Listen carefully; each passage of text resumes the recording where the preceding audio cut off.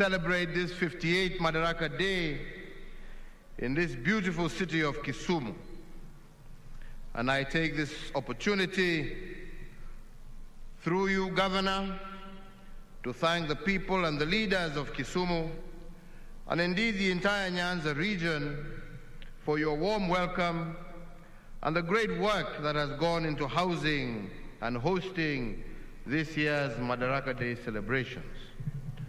Tunasema asante sana Kisumu for your warm welcome. Tunafurahi sana kuwa pamoja nanyi hapa Kisumu Dala. Tunashukuru.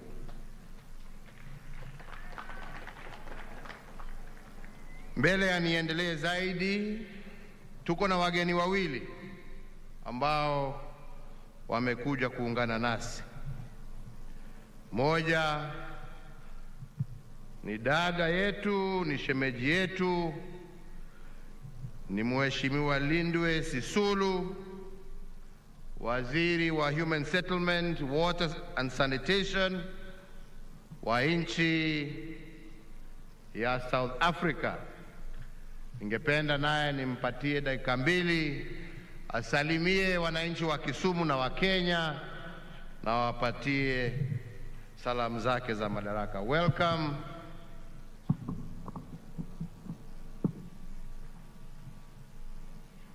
Thank you very much, Mr. President.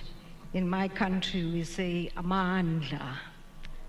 Amandla. Your Excellency, Mr. President, First Lady of Kenya, the former Prime Minister Raila, his wife, the President of Burundi, the First Lady of Burundi, ladies and gentlemen, all protocol observed. It gives me great pleasure today to make these remarks on Kenya's 50th day on which it virtually took power after being a colonial British empire since 1920. On behalf of the South African government and the South African people, we would like to give our best wishes to the Kenyan leadership and the people on this important day. I'd like to thank my brothers in struggle, President Raila Odinga,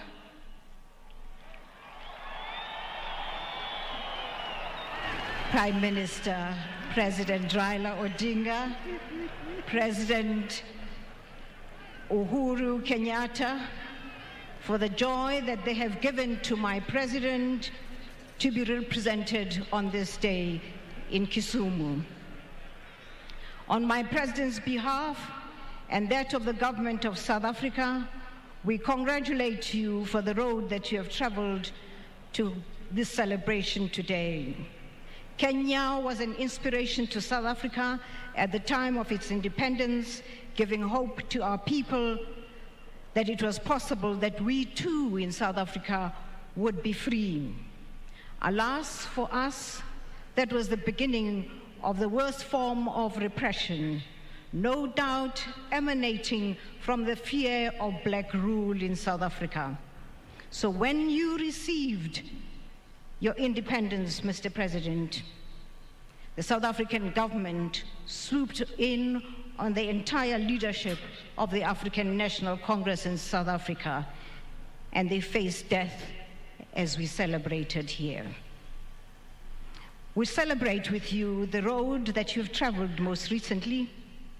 We have marveled at the relationship between our two leaders here, Raila Odinga and the President, and I'll take home the message of what is possible when two leaders like yourselves work the way that you have.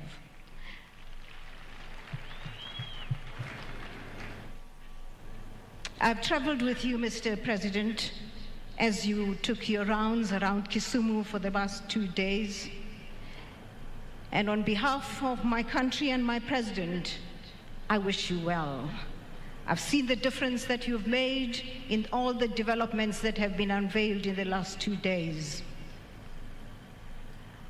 When I go home, I will tell of what is possible when we work together. I wish you well in your prosperity, in your unity, Mr. President. I wish you well in the prosperity you brought to Kisumu. I am a South African, but married Luo.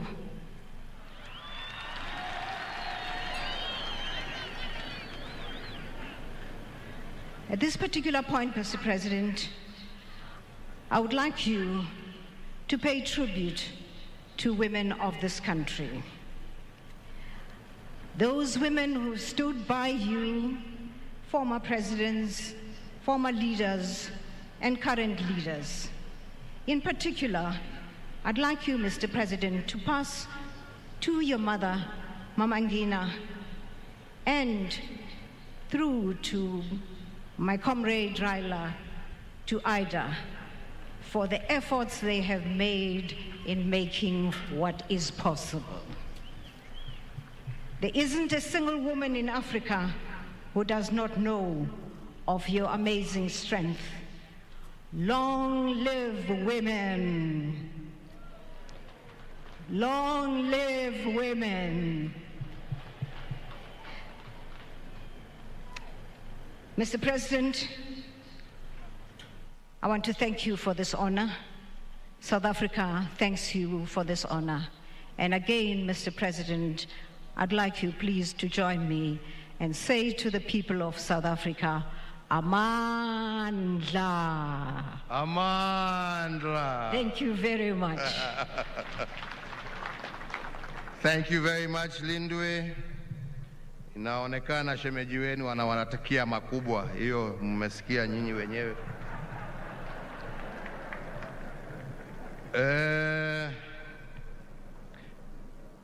So as I proceed, fellow Kenyans, this city and indeed this region of ours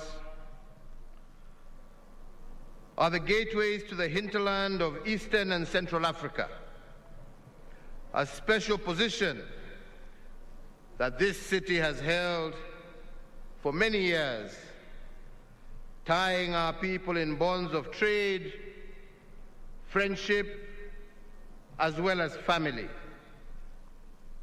In recognition of this, my brother, His Excellency Evariste Ndayishimiye, President of the Republic of Burundi, has honored us with his presence here today. We thank you, Your Excellency, and the First Lady, and indeed your entire delegation, for this honor, which will go a long way in strengthening the bonds between Kenya and Burundi.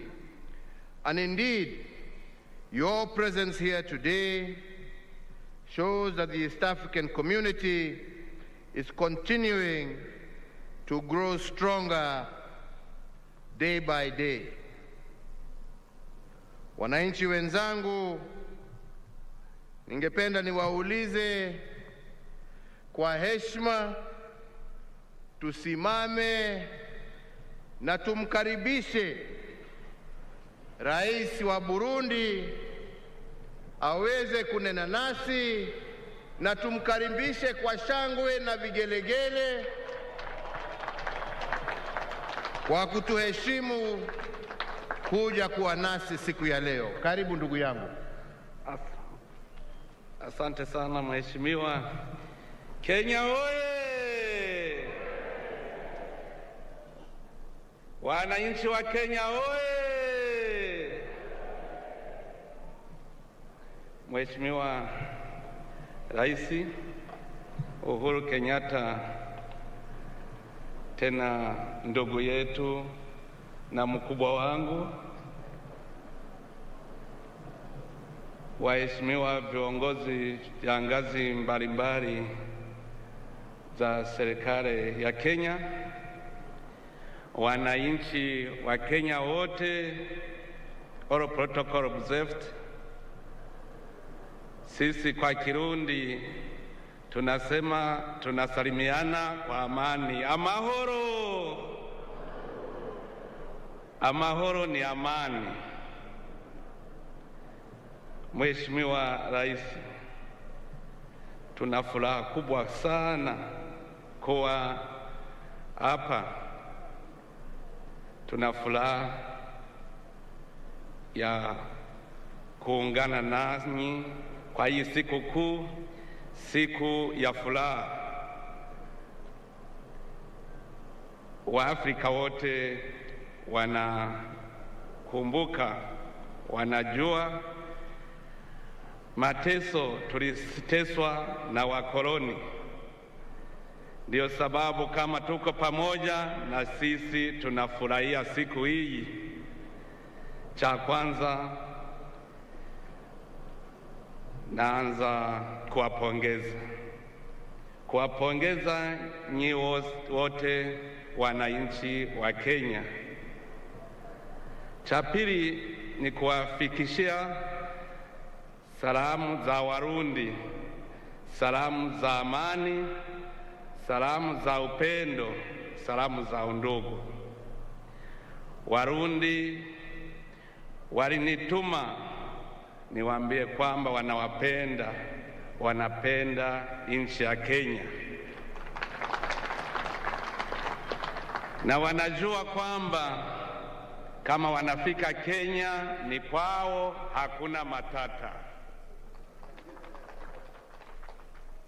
Mheshimiwa Rais, mimi nashukuru sana kwa mwaliko wako kuja hapa kujiunga nanyi kwa hii sikukuu. Tunafurahi kwa mwaliko wako kuja tuzungumuze macho kwa macho na tuonane macho kwa macho na wananchi wa Kenya, especially hapa Kisumu. Nilikuwa nasikia Kisumu kwa masikio, nilikuwa sijaona huyu mji, na furaha sana. Asante sana.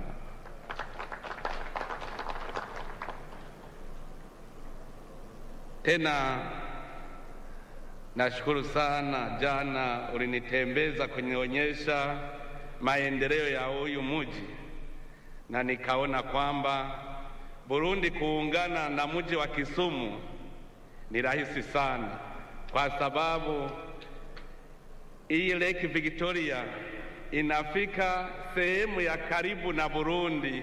Mkoa wa Bukoba, Tanzania ni karibu na Burundi. Kuungana na Kisumu ni rahisi sana.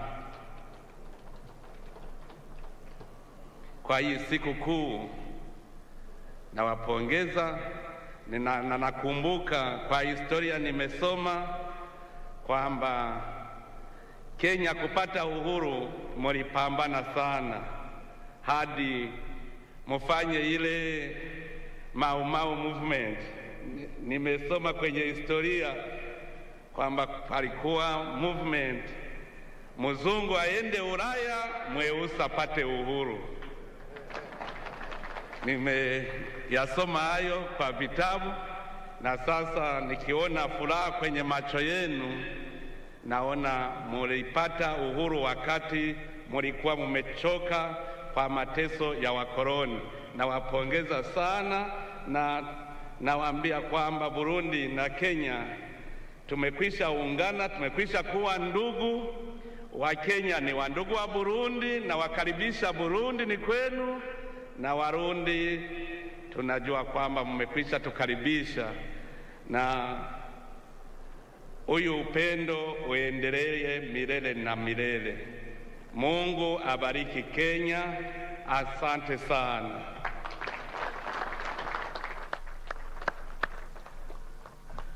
Asante sana Mheshimiwa Rais, na mimi pia nataka nikuhakikishie vile tumesema jana ya kwamba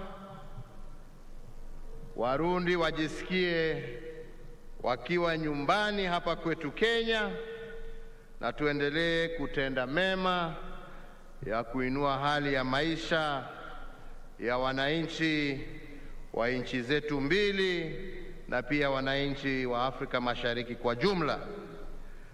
Lakini pia Mheshimiwa Rais, ningependa kukushukuru kwa kazi njema ambayo wewe na serikali yako mnaendelea kufanya ya kuhakikisha ya kwamba tumerudisha amani kwa nchi ya Burundi na wananchi wa Burundi wameanza tena kuona maendeleo.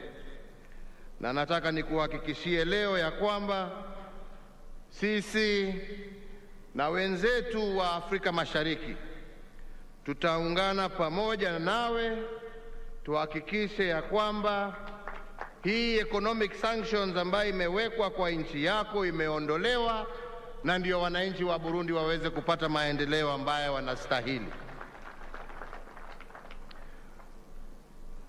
So fellow Kenyans, today we celebrate the cultural diversity of Kenya and we further strengthen our nationhood. For in the year 2015, I issued an executive order on the rotational hosting of our National Day celebrations in all our counties. Today, Kisumu City joins a growing list of counties that have played host to a National Day celebration. That is the counties of Nakuru, Nyeri, Machakos, Meru, Kakamega, Narok, Mombasa, and Kisii. This tradition allows for a focus on the positive contributions being made under devolution, while also enabling the hosting county to showcase itself on the national stage. Being in Kisumu today is significant and uplifting as we forge lasting bonds between the people of Kenya. This congregation here today is also a celebration of the handshake, a new political normal that not only embraces competition, but also encourages reconciliation and the healing of wounds, irregardless of how fierce the competition was. The choice of Kisumu to host Madaraka Day this year is also intertwined with our national heritage, for there cannot be a better place to celebrate our liberation struggle and ponder the future of self-rule than here in Kisumu City. Kisumu is not only the historical hub of the East African Cooperation, it was also the intellectual incubator of some of the leading ideas behind our liberation movement. The national motto of Harambee, even though an import from India, was, for instance, introduced as a political rallying call here in Kisumu during the 1950s. After independence, our founding fathers popularized it as the national mantra of pulling together. Similarly, and led by Jaramogi Oginga Odinga, Kisumu was the epicenter of the push to release Mzee Jomo Kenyatta and the Kapenguria Six from their illegal detention by the British colonizers.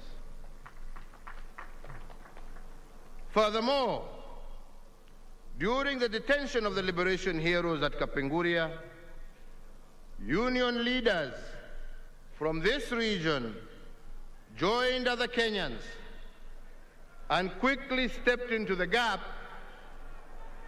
to ensure that the liberation momentum was not lost. It was pre-independence leaders from this region who taught us that wacha aende mambo yake bana.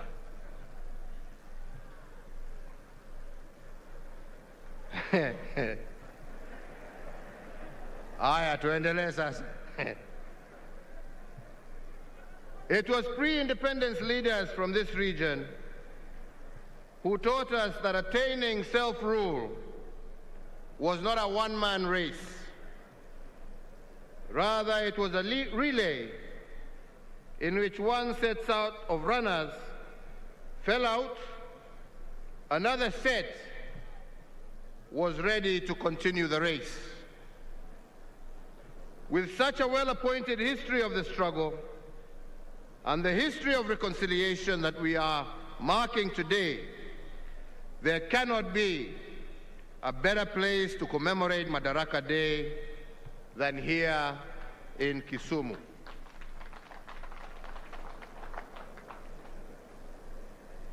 Fellow Kenyans, today we celebrate close to 6 decades of self-rule.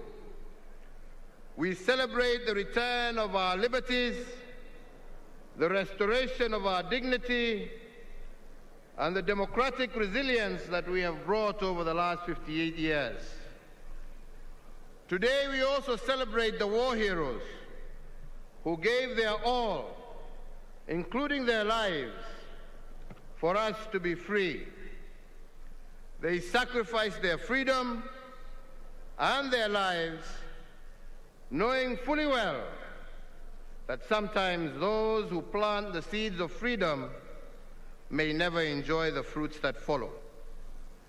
For their martyrdom, we honor our fallen heroes this Madaraka Day, and we do it fully conscious that a nation that does not honor its heroes will receive no honor amongst nations, to quote one thinker. As we celebrate self-rule today, we must also honor our founding fathers who dared to imagine Kenya, the bold and selfless architects of this great republic. And from this region of Nyanza, we honor, among others, Jaramogi Oginga Odinga, Tom Joseph Mboya, who was the architect of our economic blueprint at independence, and Achieng' Oneko, amongst others, who was one of the Kapenguria Six. Today we honor all the founding fathers of this nation, and we must also recall their principles of nationhood, and I will today just mention a few of these. One, they taught us that a progressive nation is one that is in continuous conversation with itself. This is because nationhood is a negotiated process that needs constant alignments and adjustments in the pursuit of perfection. The architects of Madaraka, however, warned us, a fact that I will not tire to remind you, that in making such adjustments and alignments, we must always avoid the paralysis of constitutional rigidity. Two, they taught us that self-rule is not an end in itself. It is a means to a greater end. Indeed, to quote T.J. Mboya, he said, and I quote, "Only through freedom and human rights could a people cooperate fully with their government," end of quote. But fellow Kenyans, freedom and human rights to be realized, the paradox of choices must be resolved. Three, they reveal the paradox when they emphasize that self-rule is the granting of opportunities, but accompanied by the burden of choice. Every opportunity in the exercise of freedoms and self-rule must be tempered by the consequence of choice. Every right granted must have a corresponding responsibility, and those who enjoy opportunities but neglect the burden of choice cannot be said to be truly free. This paradox of choices and freedoms applies to both individuals as well as institutions. Fellow Kenyans, based on some of these teachings, I believe we have built one of the most robust democracies in Africa.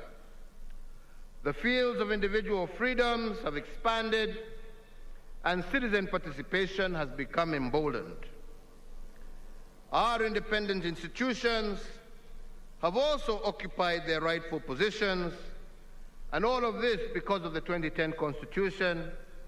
And as I have said in the past, ours is probably one of the most progressive constitutions in the continent and indeed the world. However, since the 2010 Constitution expanded our individual fields of freedom, it also expanded the burden of the choices we make. Even our founding fathers urged the liberated patriots to shift from the status of being subjects to that of citizens when their fields of freedom were expanded.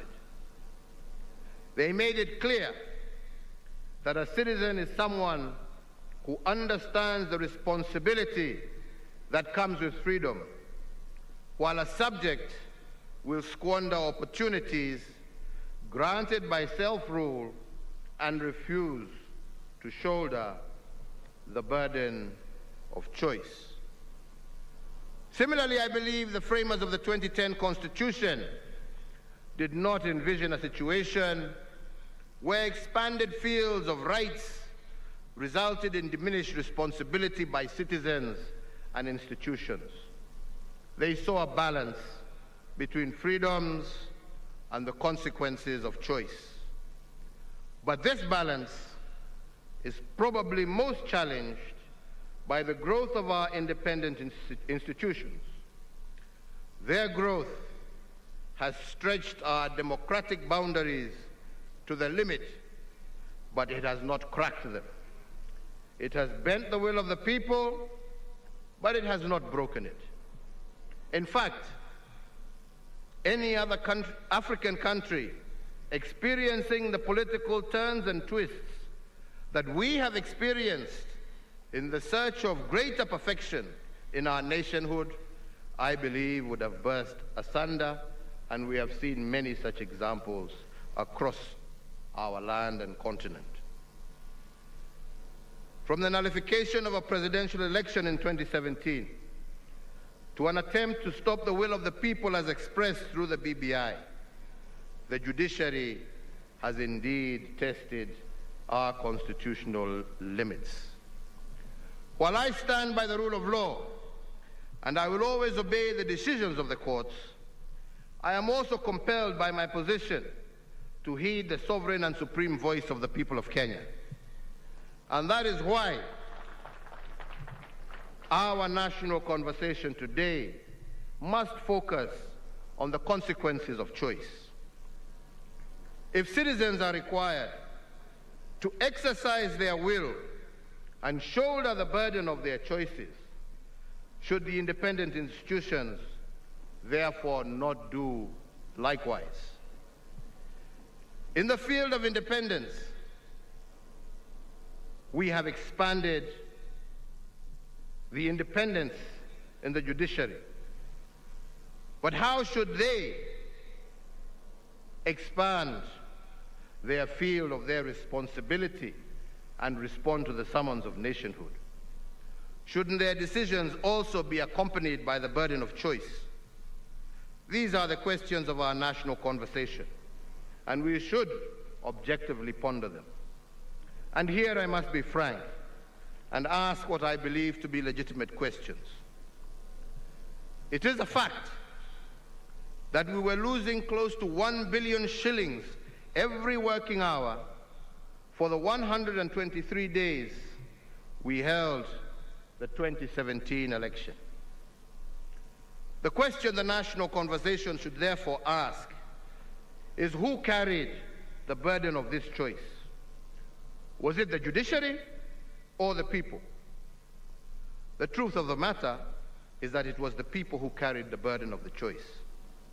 Development programs meant to make a difference in the lives of people had to be shelved. The second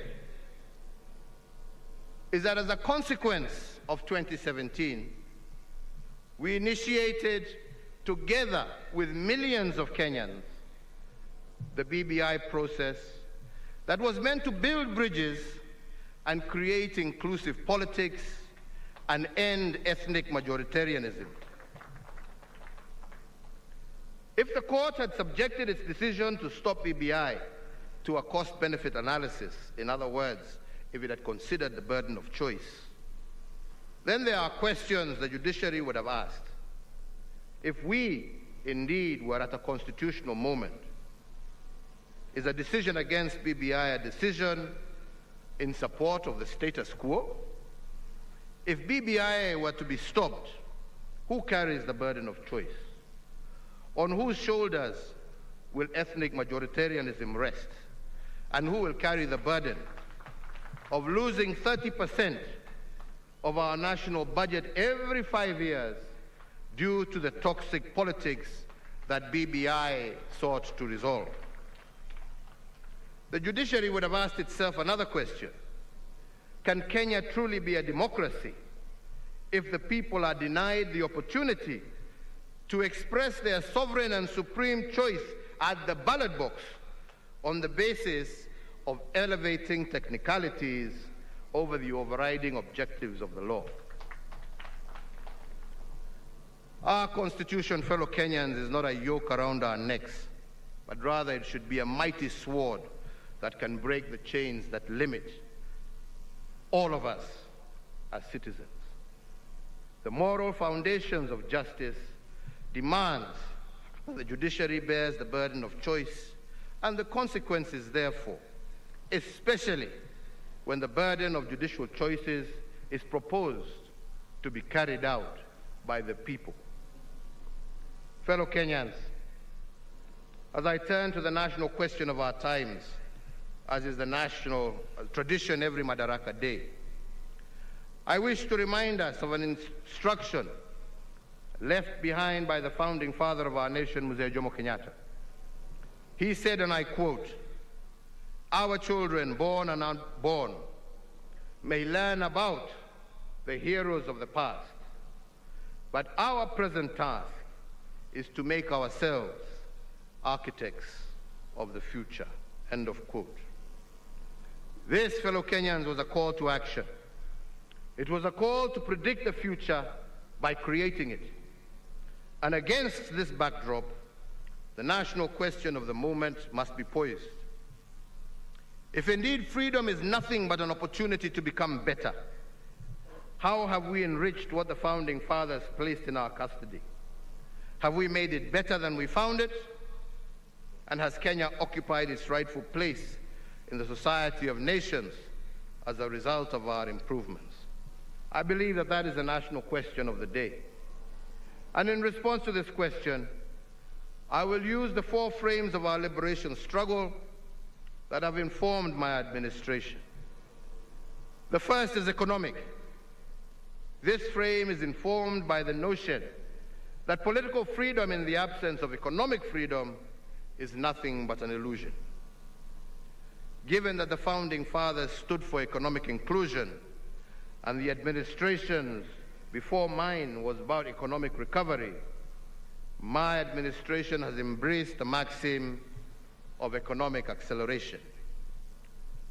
Economic acceleration in my administration is about increasing the speed of achieving our national goals.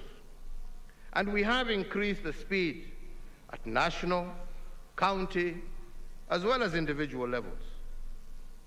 At the national level, the colonizers left us with a gross domestic product, which is a measure of our national cake, of close to Kenya shillings 6.4 billion in 1963, using the exchange rate of the time.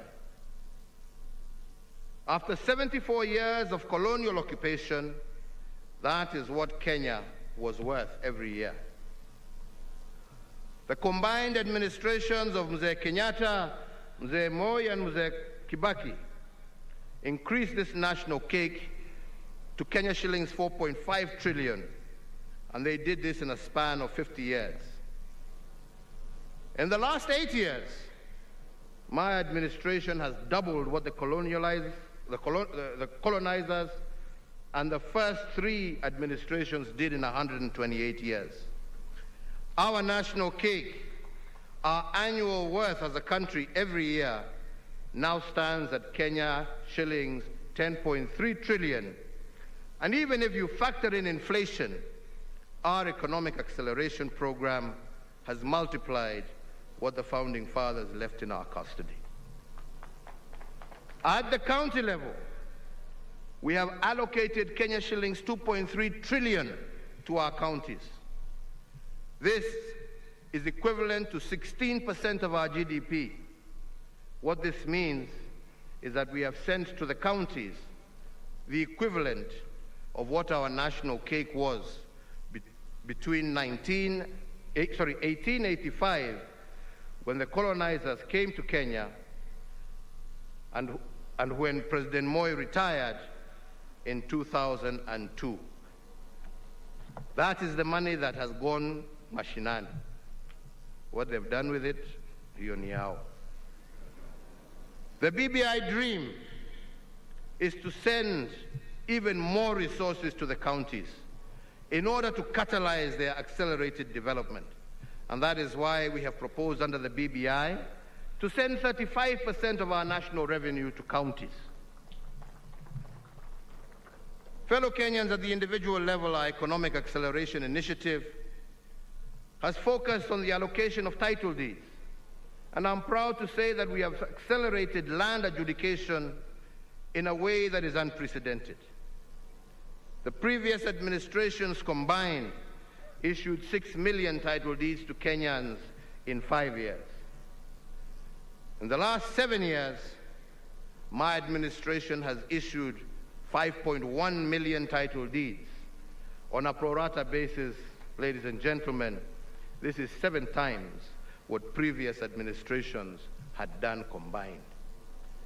I am happy that close to 20% of those title deeds we have issued are in the Nyanza region. In fact, most of them right here in Kisumu County. The title deed is what our founding fathers fought for when they made land ownership a central plank of our independence struggle.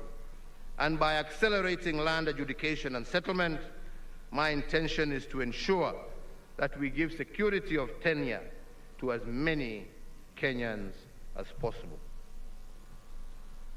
The next frame is what I call the big push investments. Our founding fathers laid the foundation for the future they dream of. Then they dared us to build that future by doing big things. But on this, they also cautioned us that to do big things, you cannot be distracted by small things. The big push investments are about laying the ground for our economic takeoff. Many Kenyans have asked why my administration is investing in big infrastructure projects. Why roads, rail, why ports? Indeed,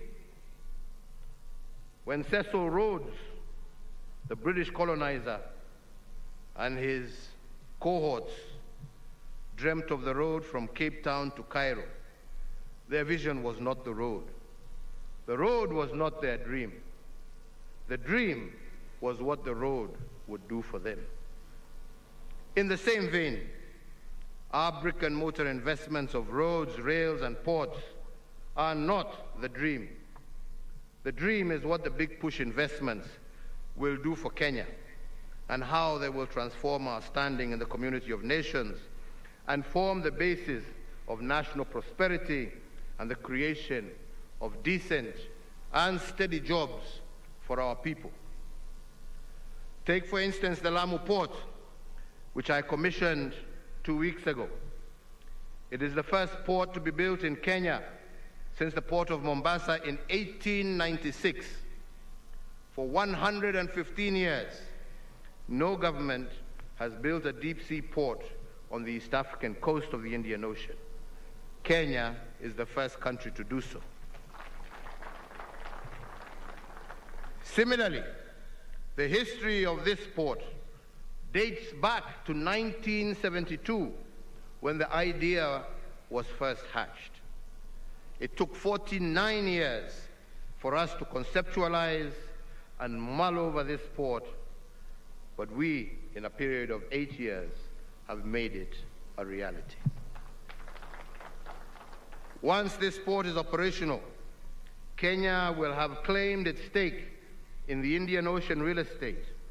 The port of Lamu will be able to handle ships the size of those that transit through the Suez Canal. And this capacity will not only increase our transshipment business, but will also impact over 130 million residents of the East African region. Another big push investment that we have been engaged in is the revival of what I call dead capital. We have done this because the instructions of our founding fathers was to take care of what they had built. And in this regard, we have revived 566 kilometers of dead meter gauge railway. The revived 200-kilometer Nairobi-Nyanyuki railway will be a game changer.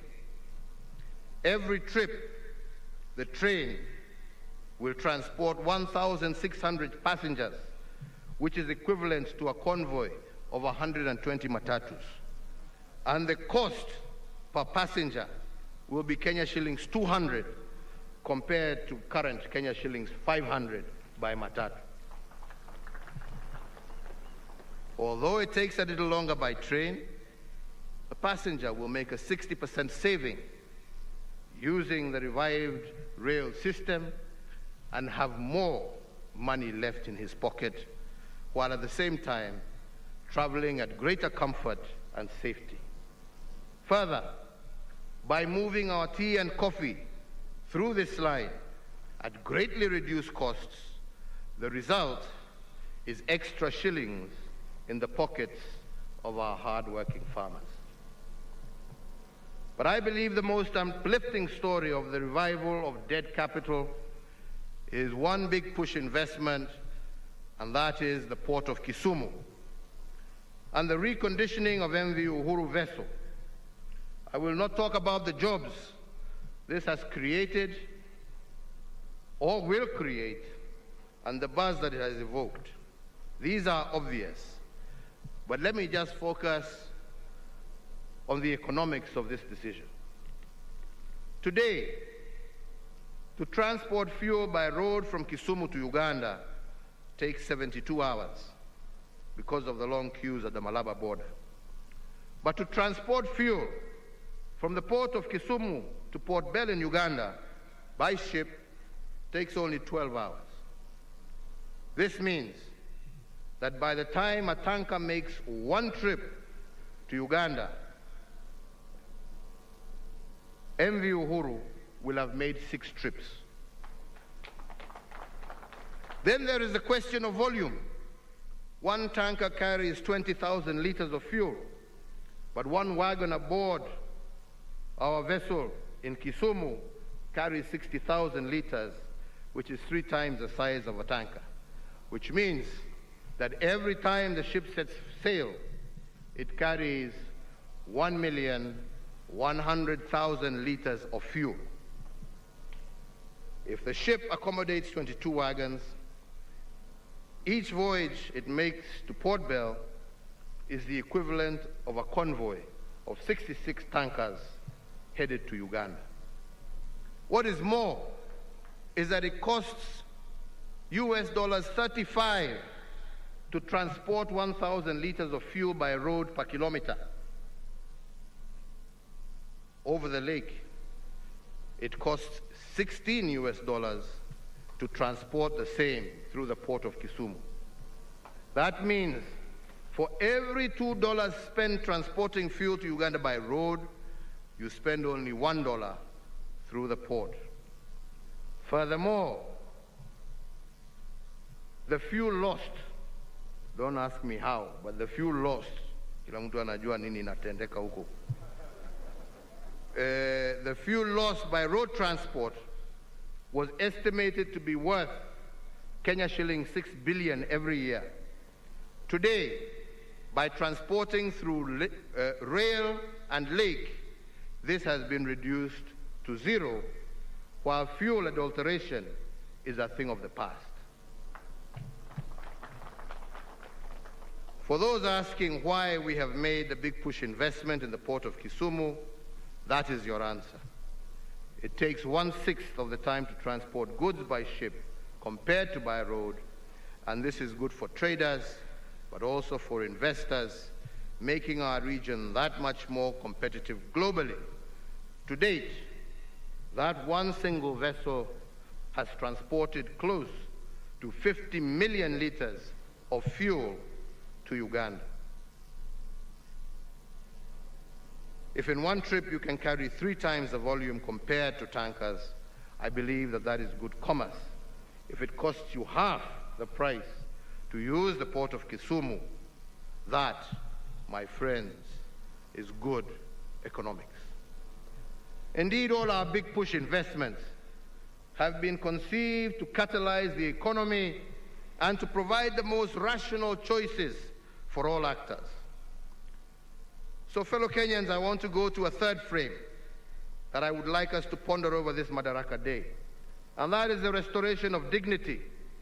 And our founding fathers defined dignity as freedom from want. From the onset, liberation from the poverty of dignity was a central motive of our independence struggle. Indeed, our founding fathers taught us that self-rule will not be fully attained until self-worth is restored. And the national question we must ask is whether we are on track to liberating our people from the poverty of dignity, and to what extent have we liberated them from want. Article 23 and Article 43 of our Constitution makes the restoration of dignity a continuous process rather than a one-off activity. We must ask this Madaraka Day is how well have we rendered this aspect of our freedom? Some may ask what poverty of dignity is. Let me explain. Before we started the big push investments in Nairobi, there was only one clinic with 15 beds serving 500,000 residents of the Mukuru informal settlement. Meaning that when a mother delivered a baby in Mukuru, she had less than 1 hour of postnatal care before being asked to leave to make way for the next patient. This is the poverty of dignity. We have fixed this indignity by building 25 hospitals in our informal settlements of Nairobi to ensure that our mothers do not need to go through that kind of indignity again. Let me give another example. When a patient suffering from kidney disease had to travel for 70 kilometers from Siaya to Kisumu 3 times a week for dialysis, that was a tragic indignity. But further, the tragedy of this indignity was made worse because the patient needed 10 dialysis sessions a month, and if one session cost between Kenya shillings 9,000 and Kenya shillings 16,000, it meant that the patient had to spend between 90 and 160,000 shillings per month. How many farmers from Siaya can afford 160,000 every month for dialysis?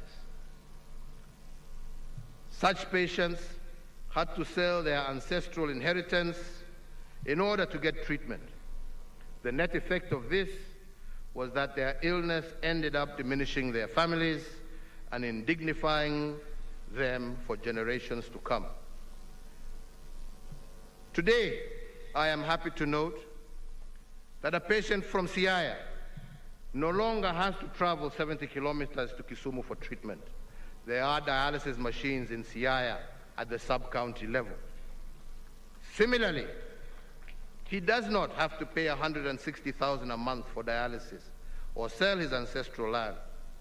All he needs to do is to spend 500 shillings every month on an NHIF card, and this card gives him free dialysis every month. If dignity is freedom from want, Then we have restored it using our health interventions, as I have just stated.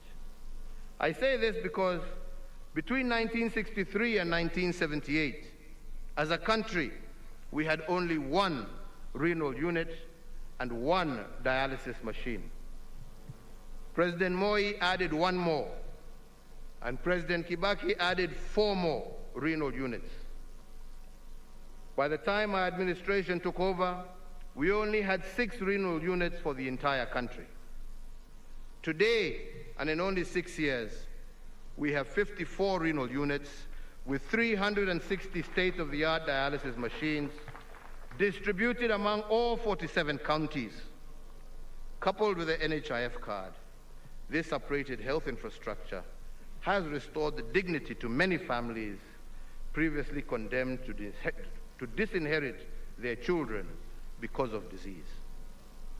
The dignity of families is supported by sustainable livelihoods, and it is for this reason that my administration's agenda continues to focus on creating an enabling environment that offers every Kenyan an opportunity to participate in the economy.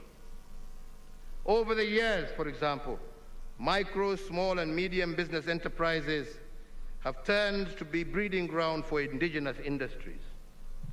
Because of this remarkable expansion, their contribution to national development continues to grow from strength to strength, and they are today the greatest engines of employment creation in our nation. To enable this region make its contribution to our national development, I look forward in the coming months to once again visiting Kisumu to commission the development of the 1,000-acre Kisumu Special Economic Zone. This singular initiative will provide immense opportunities for value addition of agricultural products for the entirety of the Western region and enhance the blue economy activities of the Lake Victoria Basin. The dignity that we seek to restore through livelihoods, I believe, will give every Kenyan an opportunity to participate in economic development. For instance, many of our Juakali artisans and craftsmen have had to endure the inequity in the tendering of contracts because of their lack of ability to get certification, hereby denying them the opportunity to get access to work.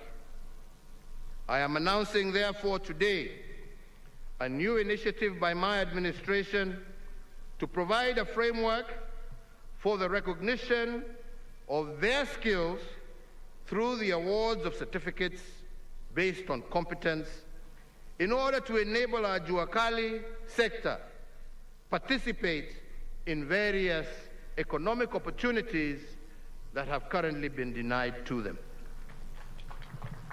In this regard, I today direct the Ministry of Education through the Kenya National Qualifications Authority to, within 1 month of this date, issue a policy framework for the comprehensive recognition of prior learning. This policy intervention will expand the opportunities for artisans and craftsmen in our Juakali sector to participate more meaningfully in our economy. Fellow Kenyans, I will now end briefly with the 4th frame of our national question this day. For us to secure what we have achieved in 58 years, we must not make politics the heat and the light of our national existence. Instead, we must endeavor to pursue political stabilization by any means necessary. I say so because stability and peace is the lifeblood of our republic. What we have built for 58 years can be destroyed in 1 day of political instability. But we cannot engage in political stabilization if we continue to live in political denial. For instance, and I will say it again, everyone knows that the BBI is good. It's good for our country. It is even good for those people who are unhappy with it. But too many Kenyans have embraced fear of change over the need to continuously strive for a more fair, just, peaceful, cohesive, and democratic Kenya. They oppose the bill sometimes not because of its substance, which even its harshest critics concede is good, but because, unlike our founding fathers, they cannot dare to imagine a better Kenya for all. Fellow Kenyans, as I said of the judiciary, their decisions must consider the letter of the law, but fundamentally, the spirit of the law must also guide them. I say so with all humility because the spirit of the law is the light that will illuminate the burden of the choices that they make. For every decision they make, the spirit of the law will lead them to the consequences of their choices. The judiciary should be guided by the spirit of the law, and political stabilization will be easily achieved. And as for all of us, the political elite of this country, if we are going to continue to remain short-termist and self-serving, the consequence of our choices will become a permanent burden on our people. Let it be clear to all Kenyans, short-termism is not the path to political stabilization. Our founding fathers encouraged liberated patriots to upgrade their status from being subjects to that of being citizens by embracing freedom with responsibility. And I want to make a similar invitation to our political class this Madaraka Day. I want to invite them to upgrade their status from being politicians to being leaders. Politicians are too often obsessed with personal gain, but it is our national pain that should disturb them. Fellow Kenyans, I have just illuminated just a fraction of what my administration has done, for that is not, I believe, important. That is not what is important. What is important is the recognition of what those who went before us did. We have only built on their foundation with the full recognition that we are still a long way to achieving all the hopes and aspirations of our people. But like our forefathers, we live in the hope that future administrations will not seek to live in acrimony and division, will not seek to destroy, but to build on our achievements and reach even greater heights so that we can truly live the vision of Kenya as articulated by our forefathers, that the task before us is not today, but how can we become architects of that future? And that is why today I want in particular to thank the Right Honorable Raila Amolo Odinga for embracing national pain over his personal gain when we did the handshake. What is more, and many do not know that, is that he did this without asking or demanding anything from me.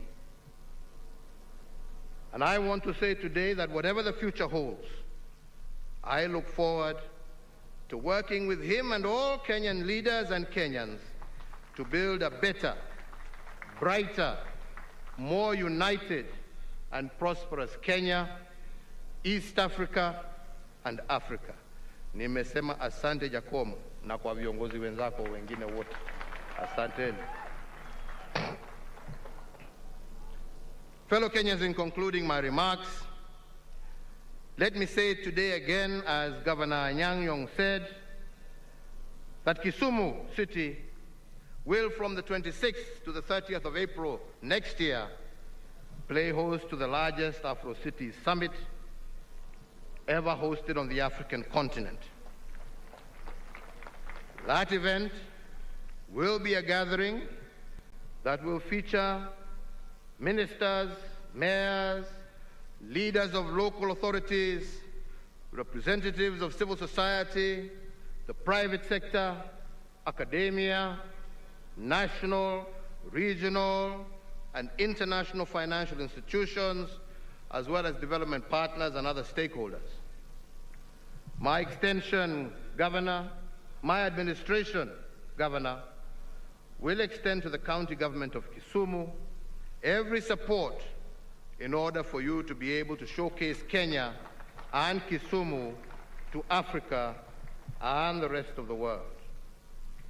In the same breath, allow me to say how proud I am today to be addressing you from this brand new Jomo Kenyatta International Stadium in Kisumu, and I wish to assure you that all the remaining works will be completed over the next coming weeks. Hongera Waziri Amina Mohamed and your team, pongezi sana na muendelee hivyo hivyo. So ladies and gentlemen, it is now my very distinguished pleasure and honor to wish every Kenyan, wherever you may be, a happy Madaraka Day, and to once again encourage you to stay safe. May God bless you all. May God bless Kenya. Mungu aibariki Afrika Mashariki na Mungu aibariki kontinenti letu la Afrika. Asanteni sana, asanteni sana. Nimewashukuru sana sana sana sana sana. Thank you. Basi kwa heshima naomba sote tusimame tafadhali.